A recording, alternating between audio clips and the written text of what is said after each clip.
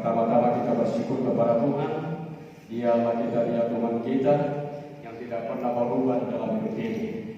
Ya saudara yang berkata oleh Tuhan, kalau saya hitung-hitung sudah sekian kalinya kita tidak ada bersama-sama dalam jemaat. Ya, dalam keluarga seperti ini kalau pada raya. Ya, satu bulan dalam bulan April. Bulan Maret dulu tidak salah itu 2 kali ibadah. Ya, masih 2 kali ibadah. Kita tidak bersama-sama. Dan bulan ini, bulan 5 sudah masuk bulan yang kedua. Ya, berarti 4, 6, 8. Ya, sudah 8 kali hari ini. Itu ibadah raya saja. Ya, kalau dihitung atau terhitung ibadah rumah tangga seandainya ya kondisi kita seperti ini, berarti sudah sekian puluh kali dalam ibadah kita tidak bersama. Tapi puji Tuhan Bapak Ibu yang diberkati oleh Tuhan, kita tahu bahwa kondisi ini tidak lepas dari rencana Tuhan. Ada saja rencana Tuhan dan memang Tuhan punya rencana seperti ini. Iya, Tuhan punya rencana seperti ini, membuat keadaan seperti ini untuk kehidupan kita orang percaya. Bukan saja dalam keadaan kondisi yang baik baru kita datang sama Tuhan, tapi dalam keadaan apapun, situasi apapun, Tuhanlah yang menjadi saudara hidup kita. Mari kita buka kitab kita ya di dalam Keluaran pasal yang ke-15. Keluaran pasal yang ke-15.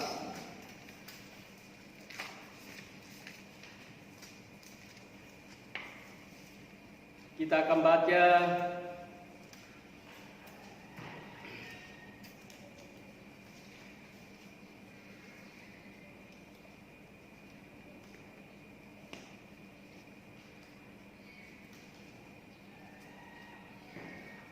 ayat yang ke-22 sampai ayat yang ke-27. Keluaran pasal yang ke-15 ayat yang ke-22 sampai ayat yang ke-27. Mari kita berdiri membaca firman Tuhan ini. Kita membaca atau kita mulai baca dari judulnya sampai ayat yang ke-27. 1, 2, 3. Dimarah dan dieling. Musa menyuruh orang Israel berangkat dari laut ke Perahu. Lalu mereka pergi kepada gurun Sur. 3 hari lamanya mereka berjalan di padang gurun itu dengan tidak mendapat air. Sampailah mereka kemarah, tetapi mereka minum air yang dimarah itu karena pahit rasanya. Itulah sebabnya dinamai orang tempat itu marah. Lalu bersungut-sungutlah bangsa itu kepada Musa. Kata mereka, apa yang akan kami minum? Musa berseru kepada Tuhan dan Tuhan menunjukkan kepadanya sepotong kayu. Musa melemparkan kayu itu ke dalam air, lalu air itu menjadi manis. Di sanalah diberikan Tuhan ketetapan-ketetapan dan peraturan-peraturan kepada mereka, dan di sanalah Tuhan mencoba mereka.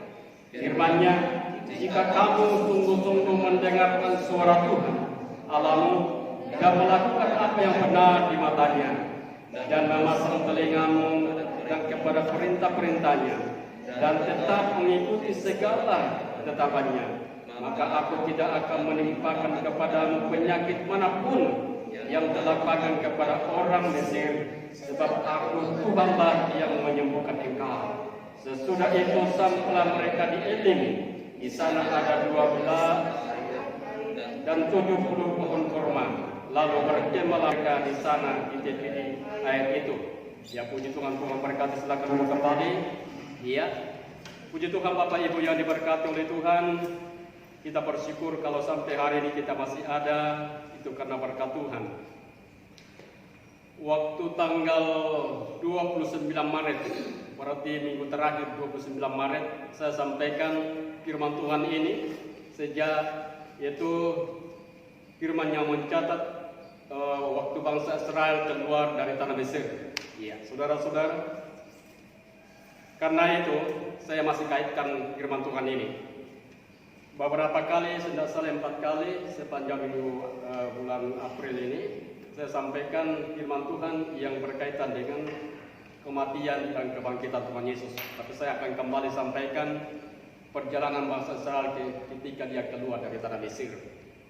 Saudara, ketika bangsa Israel keluar dari tanah Mesir, Ya, sejak waktu mereka keluar dari tanah Mesir, tinggalkan tanah Mesir, menuju ke Laut Lebaran atau Laut Merah, itu jaraknya 139 kilo.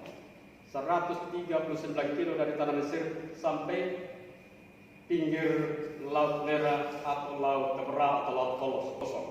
139 kilometer.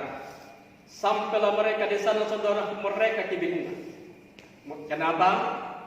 Karena mereka tidak tahu bahwa mereka diperhadapkan laut yang begitu luas dalam dan tidak ada jalan lain kecuali menuju atau kalau kecuali menyeberangi laut. Mereka sangat kebingungan. Kedua, mereka mau menyeberangi laut, mereka takut karena memang laut. Berani mereka ke sana pasti mati semua. Mereka pulang ke kota Mesir, ada musuh dari belakang mereka karena mereka sedang dikejar oleh Firaun, tentara Firaun dengan lengkap senjata.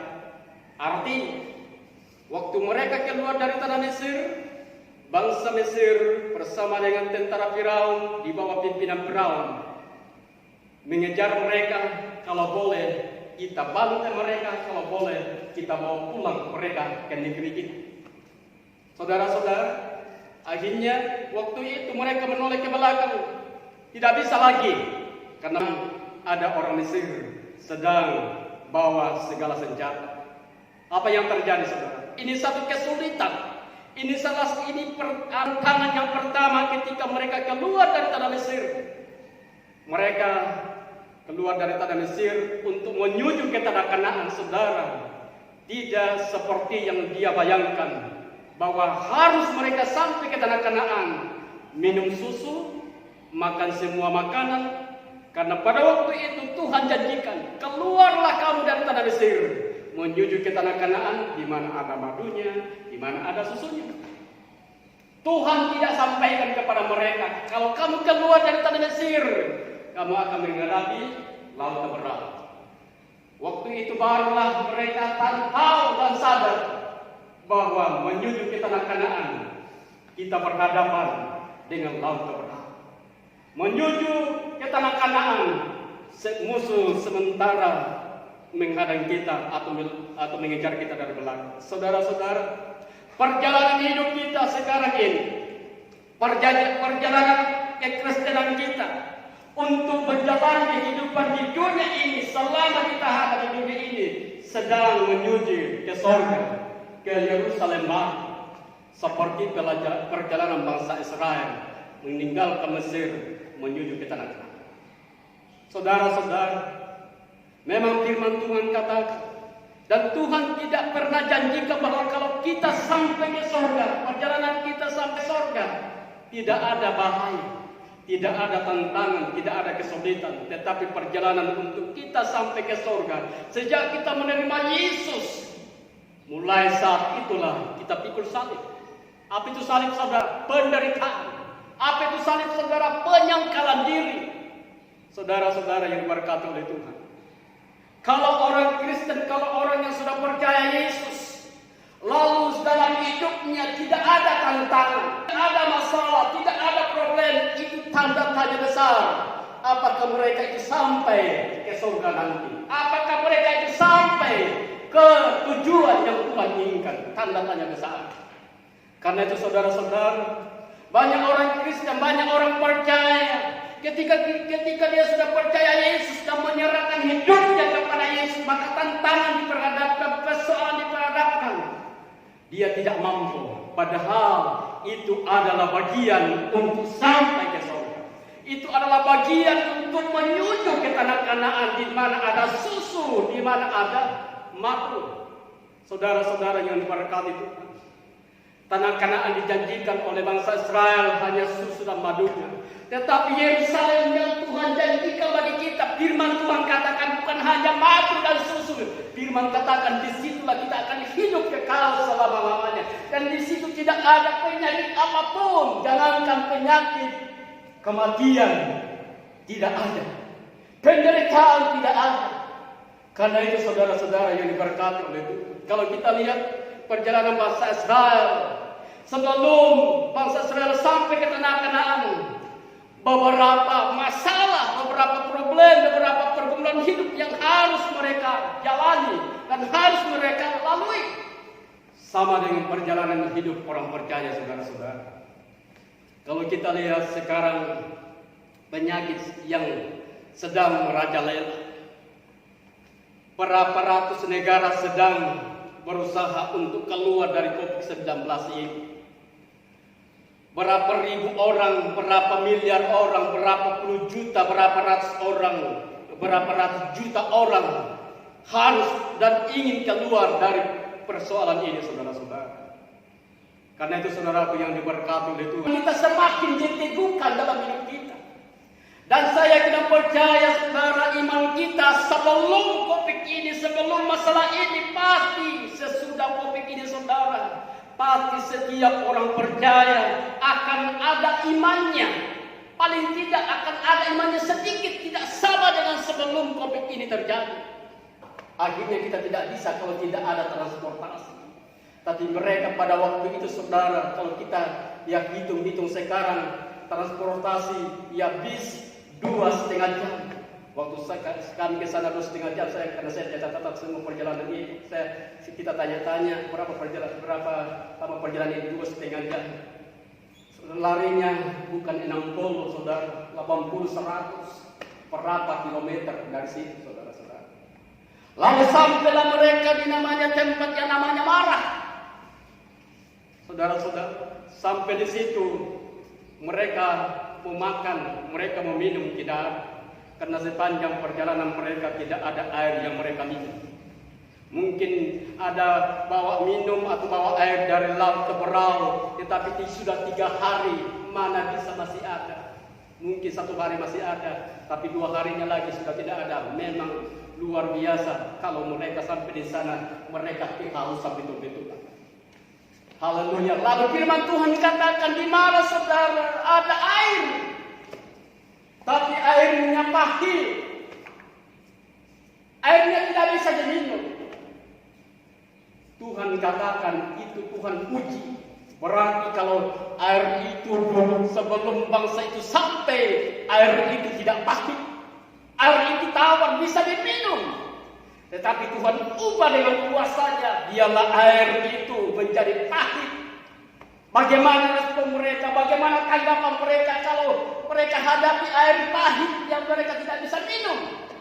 Saudara yang diberkati Tuhan, hari ini Tuhan perhadapkan kita kondisi yang sepertinya tidak bisa kita terima, sepertinya kita bisa mengelak, sepertinya kita bisa jauh dari kondisi ini.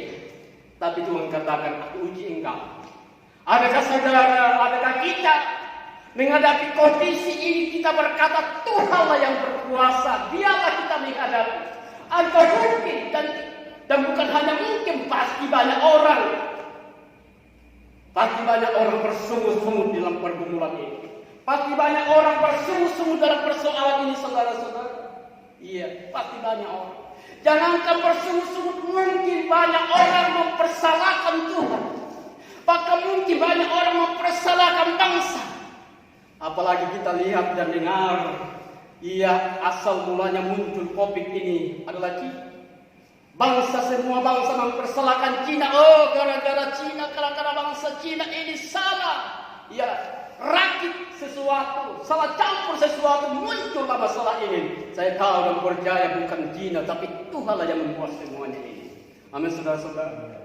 Karena itu, mari saudara-saudara, tidak ada sesuatu yang terjadi di muka bumi sekecil apapun. Iya, kalau Tuhan tidak izinkan, itu tidak bisa terjadi. Iya, apalagi kondisi ini menyangkut dunia, sudah mendunia. Masa akan bukan Tuhan tidak tahu? Tuhan tahu, saudara-saudara. Kalau Tuhan menguji bangsa Israel waktu sampai ke Marah, saya tidak percaya saudara, Tuhan juga menguji kita. Sejauh mana kita percaya Yesus? Sejauh mana perjalanan kita ini mengandalkan Tuhan, menerima keadaan apa adanya, saudara-saudara. Iya, karena Tuhan tahu pasti waktu mereka keluar dari tanah Mesir, sampai ke pinggir laut Taberhau. Mereka sudah bersungut-sungut. Mereka ingat ikan yang ada di Mesir. Mereka ingat daging yang ada di Mesir. Mereka ingat makanan yang ada di Mesir. Tuhan tahu, oh kalau begitu, saya akan adakan sesuatu untuk mereka. Air yang dulunya bisa diminum, Tuhan jadikan air pahit. Saudara yang diberkati oleh Tuhan. Tapi tidak ada yang mustahil bagi Tuhan. Waktu mereka sudah bersungut-sungut kepada Musa, lalu Tuhan katakan kepada Musa, Musa, tongkat yang ada di tanganmu, kayu yang ada di tanganmu, coba lemparkan ke air itu. Lalu Tuhan katakan, lalu Musa lemparkan, akhirnya air yang pahit berubah sekejap menjadi air yang bisa diminum. Tidak ada yang mustahil bagi Tuhan, saudara. Kalau hari ini keadaan masih seperti ini, kita terima saja. Satu saat nanti Tuhan akan ubah.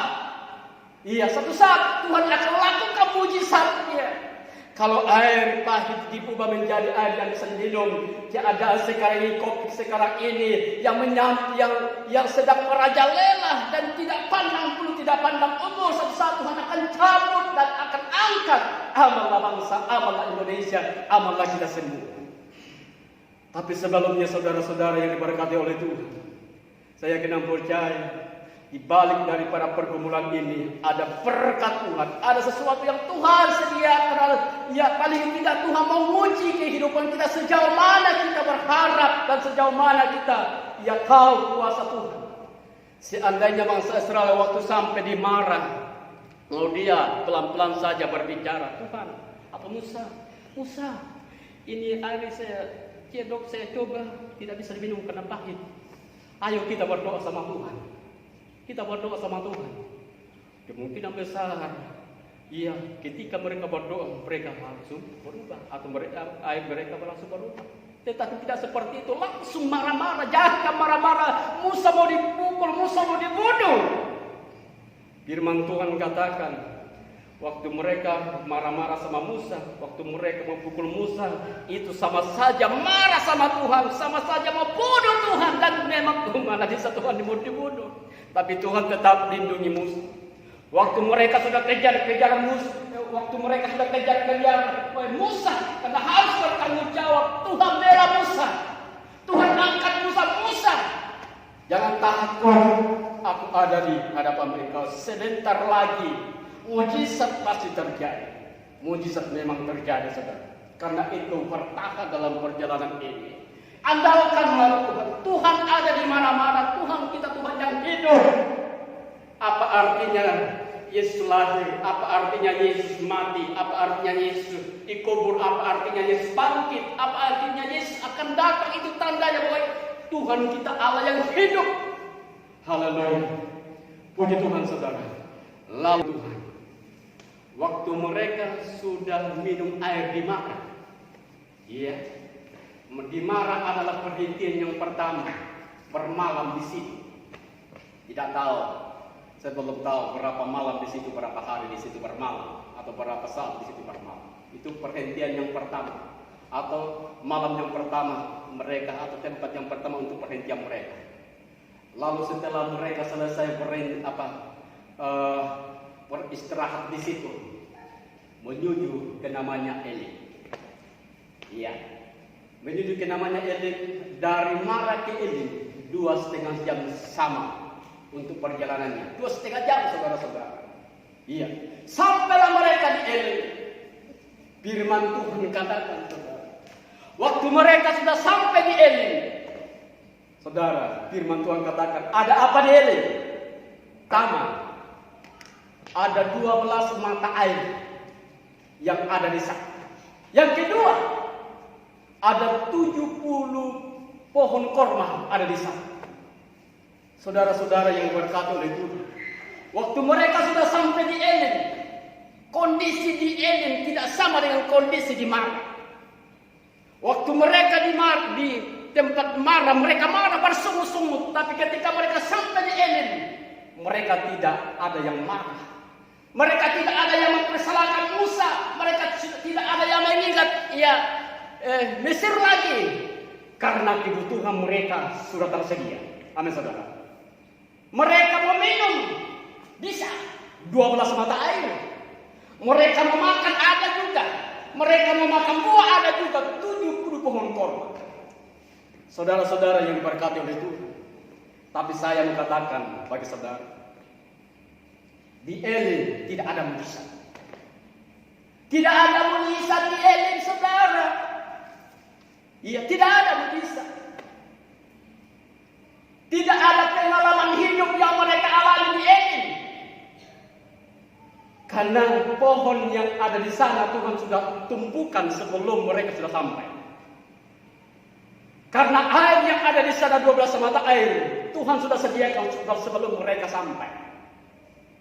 Saudara-saudara, akhirnya tidak ada mujizat. Apa artinya ayat ini, saudara? Apa artinya? Elim artinya pohon besar. Iya. Elim artinya pohon besar. Iya. Ada beberapa hal yang saya catat di situ. Ya. Elim artinya pohon besar. Di Elim ada 12 mata air. Di Elim 70 pohon korma. Elim adalah tempat perhentian yang kedua setelah Marah. Tapi di Elim, bangsa Israel tidak mendapatkan mujizat. Saudara-saudara yang diberkati oleh Tuhan. Berarti begini, pengalaman mengiring Tuhan. Kalau tidak ada pergumulan, tidak ada mujizat yang kita bisa lihat, saudara. Amin. Tidak ada mujizat, saudara-saudara. Bagaimana mujizat? Pohon sudah ada, air sudah ada. Karena itu, saudara, kita lihat arti rohani dari sini, dari Elim. Kalau ada persoalan merintangi hidup kita, kalau ada pergumulan yang kita hadapi, saudara, sebentar lagi ada mujizat Tuhan terjadi. Tapi kalau tidak ada, saudara, jangan tunggu mujizat ada. Tidak ada mujizatnya, saudara. Karena itu, saudaraku yang diberkati oleh Tuhan, jangan keluar atau jangan mundur dari kehidupan yang sementara kita hadapi. Jangan mundur, saudara, jangan bersungut-sungut kalau kehidupan sementara kita diuji. Karena setelah itu ada mujizatnya, setelah itu ada kuasa Tuhan yang akan kita lihat, saudara-saudara. Iya. Puji Tuhan, waktu kami ke sana di Elim ini hanya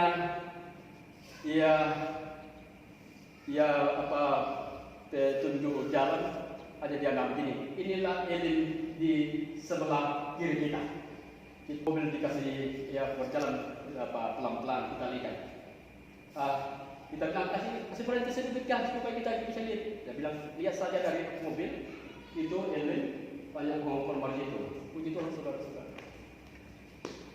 Hidup kita ini ada di tangan Tuhan. Hidup kita ini ada di tangan Tuhan. Kalau hidup kita ini ada di tangan Tuhan, berarti Tuhan yang bertanggung jawab atas hidup ini. Tapi adakah hidup kita bergantung kepada Tuhan? Adakah hidup kita ini yang menghadapi apa yang Tuhan perhadapkan kepada kita? Apa hidup kita seperti bangsa Israel? Salah sedikit mengamuk, salah sedikit ingat masa lalunya, ingat apa yang ada di sana. Saudara-saudara, Mesir, firman Tuhan katakan itu adalah lambang dunia atau lambang keenakan daripada daging. Saudara-saudara, kalau kita lihat ayat ini, saudara, untuk menuju ke surga, daging ini harus dikikis, dengan baik-baik. Daging ini harus ditanggalkan, harus dihapuskan, artinya perasaan daging. Karena daging maunya enak-enak, saudara. Tapi tidak tahukah kita bahwa setelah hidup kita itu, di sana ada semua kehidupan yang luar biasa. Puji Tuhan, saudara-saudara. Firman Tuhan di siang hari ini, dialah itu membawa kehidupan kita lebih jauh lagi. Bahwa ada sesuatu yang Tuhan siapkan dalam hidup kita. Tapi pesan saya di siang hari melalui firman Tuhan, jalani kehidupan seperti yang Tuhan berikan. Dan terimalah berkat Tuhan seperti yang Tuhan siapkan. Saya yakin percaya, saudara, setiap hari Tuhan siapkan berkatnya sesuai dengan kebutuhan kita. Saudara-saudara, tidak mungkin Tuhan berikan lebih daripada yang kita setiap hari. Itu sebabnya, saudara-saudara, firman dalam doa dikatakan di situ, kita berdoa setiap hari dan kita minta bukan 2 hari tetapi setiap hari. Nanti lewat hari ini baru besok kita katakan Kami berdoa Tuhan tuntun kami hari ini. Tapi tidak juga masalah, kita akan berdoa Tuhan tuntun kami dari hari ini dan untuk selanjutnya dan untuk selama-lamanya. Puji Tuhan Bapak Ibu yang diberkati oleh Tuhan. Biarlah melalui firman Tuhan di siang hari ini membawa berkat kita, meneguhkan hidup kita untuk menjalani pergumulan COVID-19 atau Corona di hari-hari terakhir ini. Saya yakin percaya kita pasti dikuatkan, kita pasti diberkati oleh Tuhan. Iya, puji Tuhan. Jangan pandang masalah yang sedang terjadi dan jangan kita persalahkan siapa saja. Jangan saudara-saudara. Kalau kita persalahkan siapa ini saudara, maka otomatis mungkin kita katakan, wah berarti Tuhan itu salah. Jangan sampai keluar dari mulut, oh itu dari Cina dulu. Jangan ikut-ikut dengan orang lain saudara. Jangan ikut-ikutan, biarlah orang lain katakan itu, tapi jangan kita sampai katakan.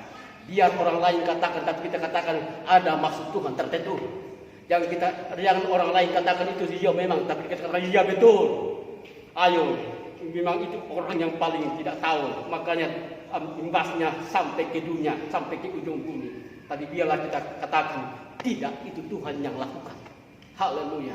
Memang Tuhan, memang di sana awalnya, karena Tuhan lakukan awalnya dari sana untuk ke seluruh dunia. Kalau Tuhan lakukan tiba-tiba untuk seluruhnya orang kaya, Tuhan mau supaya ada awalnya dan menyebar ke kiri dan ke kanan.